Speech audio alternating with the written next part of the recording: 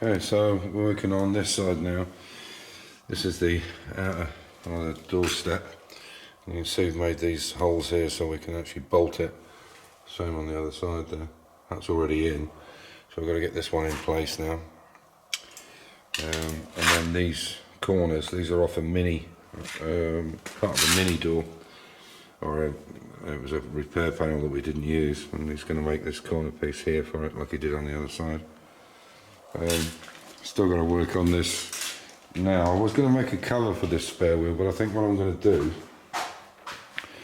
is I'm going to make a piece for it to go through to hold the wheel, and put 2 bolts through it, and then a hubcap, not the way it is now when it's round the normal way, and then use the hubcap to cover up the bolts.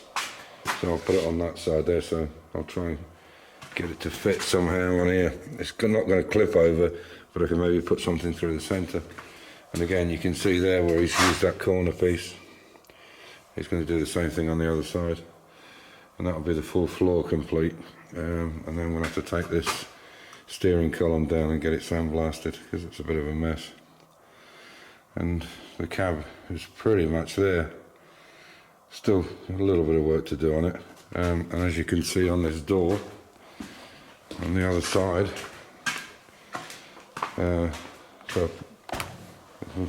it was so many dents in it, just wasn't worth. So what we'll do is we'll take that door off and sandblast it. So it's quite rusty there in a few places. So I'll get him to take the door off. He's obviously repaired it there. Get all the repairs done, take it down and sandblast it, get all the crap out of it, and then fit a new door skin on it. So that's coming on.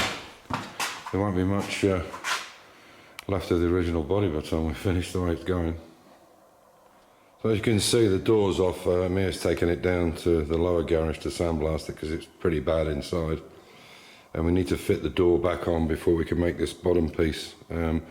He's made the other section to go in, but we need the door in place to make sure the door gap's good before we can do the bottom piece. And also we need to put some angles on here to hold the running board. I want to be able to make the running board come off, you know, for whatever reason, if you're stripping it down, painting it, maintenance, whatever. So I'll put 2 pieces of angle iron on here with holes in them so that you can adjust it as well. And obviously once we take all this back down again, we'll do the same.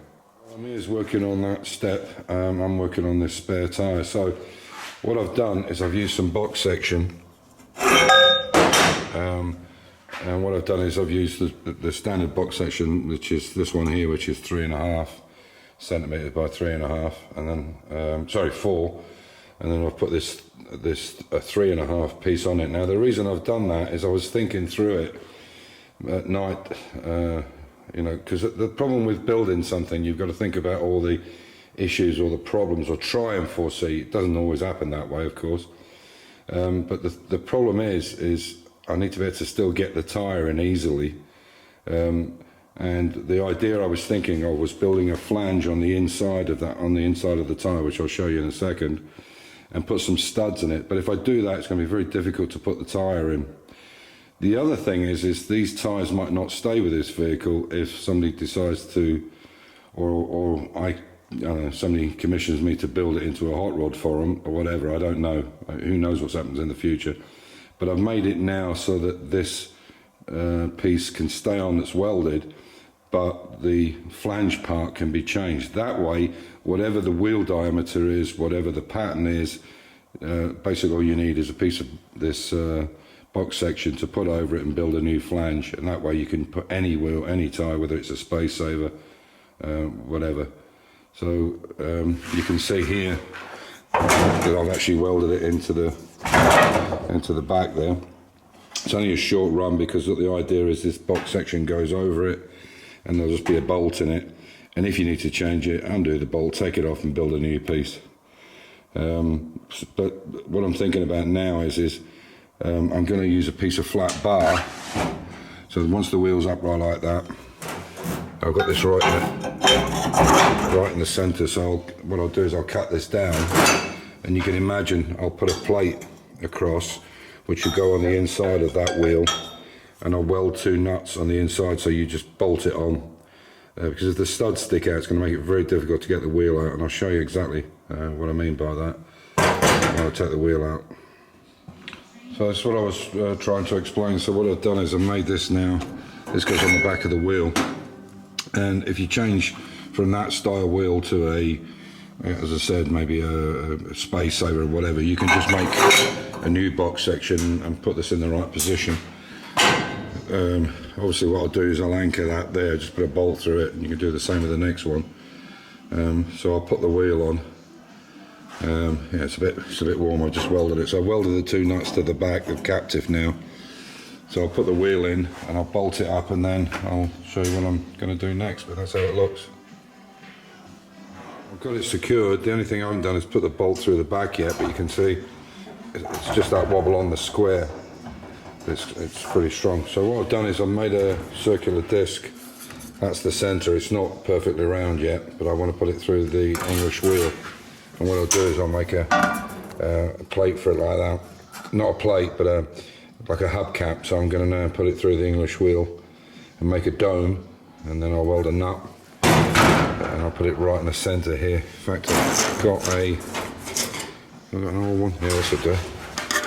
Just to give you an idea, so I can get that right in the center there and weld a nut there, and it should just spin on. It's only for decoration, it won't hold anything. that should work fine.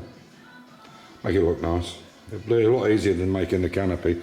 Maybe later, if I've got plenty of time, I might do it, but just now I think that'll work.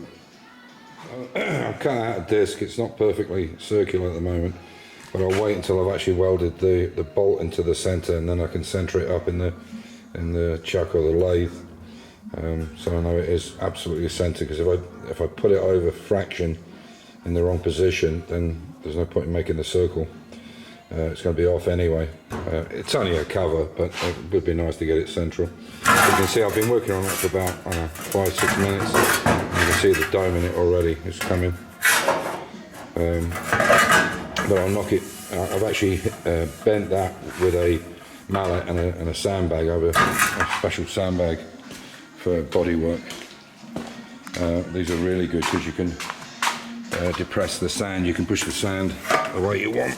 You know, if you want to make a certain, they're quite heavy things. So as I said, you can make a hole in them, and then you can bang your metal to the way you want it. And then when Tommy put it through the English wheel, you know, where it's all crumpled normally with the hammer marks, you can see there. And then when you put it through the English wheel, it flattens it back out again. It's fairly circular, but it's not right on the money. But as I said, when I've welded that piece in the center, and I know where the center is, then I'll just cut down the edge, and that should make it nice and center, look like a proper hubcap. So that's me sandblasted the door, all the rust is out of it. This black stuff, it actually goes blue or purple. There's a thing called Bronux. It's basically a rust encapsulator. So, but all that bottom's new, isn't it? Yeah. This whole piece, he's made this piece on the bottom here. It's not real. So everything from that corner there, here, all the way around to here, he's made that, and this piece obviously as well, because there was nothing on it.